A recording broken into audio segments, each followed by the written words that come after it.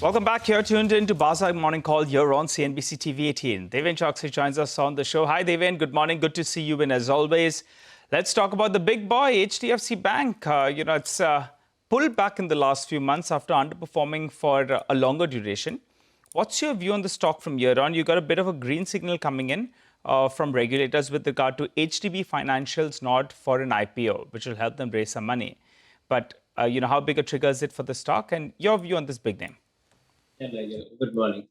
Well, on the fundamental merit side, I think that things are looking pretty set as far as I think both HDFC Bank and HDB Financial is concerned.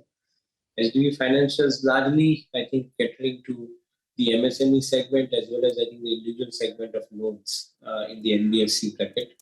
Whereas I think HDFC Bank, I think, is a composite mixture of, I think, all of their portfolios. So I think on a point of view of looking at the complementary strength that it could bring post-listing could be on one or two counts. Importantly, I think the money which is getting released from offer for sale, which is about 10,000 crores, would probably help HDFC Bank in a way to probably expand their business, which is, I think, a significant because their growth rate is somewhere around 17-18% on even at this point of time, or maybe 19%. And similar situation could be with HDB Financials. I think they get a chance to expand their books, which probably I think they remain little compromised when you compare with Bajaj Finance. I think this institution deserves to be, I think, going in the same territory. So it has possibly not moved as much as I think Bajaj Finance has. And with this listing, I think there is a good possibility that they would get a better opportunity to capitalize themselves in this situation. So yes, I think for immediate benefit, HDFC Bank will reflect the valuations of HDB Financials at the same time. So we remain distinctly positive. Maybe some part of the price movement has already happened for HDFC Bank. I think with this IPO clearing, I think the price will probably go up from here. Okay, all right. Deven, I wanted to ask you about a couple of large trades. Mr. Sinha will be selling stake in Alchem Labs. So, that's one large trade we're looking forward to. The other one is ABFRL because Flipkart is going to be selling 6% in the company. Your view on either of these names? Anything in particular for both these companies, Nigel, at this point of time. But I think one important point, with the hands changing, we are likely to see, I think, the stronger performance coming from these companies because the new investors, in particular, I think, are likely to be a little bit more assertive as far as I think ABFRL is concerned. So maybe I think I'm relatively more positive on prospect side than to talk about anything on the fundamentals at this point of time. Deven, hi, morning. Yesterday, how is the market itself looking to you? Finally, are we breaking out of this range? 24, 450 or so on the downside, 25, 100 on the upside. For a brief while, it looked like yesterday the market wanted to... we did dip. We are below the 20-day on the Nifty. What's your sense, Deven? Yeah, Prashant. Morning. Well, I believe that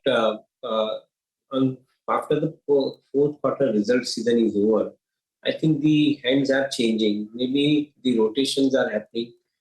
Some of the typical small cap stocks where institution holding, including the mutual funds, who have been finding them on a valuation heavy side, they have been seen selling some of these stocks and generating the cash, putting that money into some of the Nifty 50 large cap companies as we have seen. And that's what I think I have been observing, that the hands are changing from small cap, mid cap companies which are expensive to some of the large cap companies which are relatively less expensive but having higher amount of growth certainty, particularly in a period wherein we are seeing FY25-26 registering higher amount of growth. So this is a typical behavior that we are observing right now in the market, and as a result of which we are seeing the stock prices are also remaining slightly corrected from 25,000 plus level to whatever I think yesterday Nifty was around 24,500 kind of. So maybe I think the corrections may probably get little deeper and maybe 24,250, 24,100 kind of levels. If that comes for the market, then some of the banking stocks, some of the metal stocks, even the promoter groups like Adani Group stocks, you might possibly find the new buying emerging into this kind of businesses with the price correction taking place in this particular period. But yes, one thing is certain, most of the companies are looking really set for higher growth, even after listening to the earning commentaries. I believe that I think we are seeing largely higher growth in this financial year 25-26. And that's why you're going to see the buying actions happening in many of these companies. Deven, I wanted your view on Tata Technologies. I recall what a blockbuster listing it was. There was so much of interest. I think 1,200 rupees was the stock price, if I remember correctly. Today, the stock is sub 800. You have TPG that will be selling some stake in today's trading session. What's your view on this name? A stock that people fancied at 1,000 rupees plus is today available at less than 800 and possibly available at 750 today because it could happen at a bit of a discount, the large trade.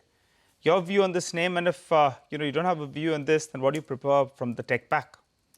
So I think we like this company, and I think it's a fantastic opportunity, if you ask me, because I think very few companies would have developed this kind of capability, wherein they would cater to verticals like automobile, they would cater to verticals like aviation, and even for that matter, machinery segment in the industry. I think the aviation and the auto segment, both verticals on which they are catering to end-to-end solution, starting from picking up the design trend and delivering the last mile in form of the vehicles going into the service center. The entire spectrum of activity being carried out by this company and has been demonstrated in the joint venture with BMW. I believe that I think this particular company has miles to go. Probably this is the last overhang which we are seeing as far as I think the exit of a large investor is concerned. With this exit completing, in my viewpoint, I think the stock should find the re-rating.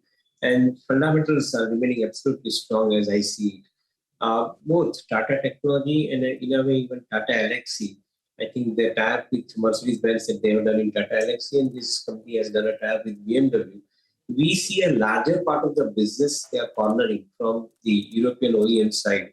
And that's where I believe that I think the growth opportunity could be big. In fact, I think the size of the market that they are both address, particularly Tata Technology, I believe that I think registering $1 to $1.5 billion worth of revenue book over a period of I think 3-4 years from now, I think is distinctly possible for this company. So I remain distinctly positive about the prospects going forward. Okay, Deven, thank you very much for that. Appreciate it very much here. Short a conversation, but always useful. Thank you.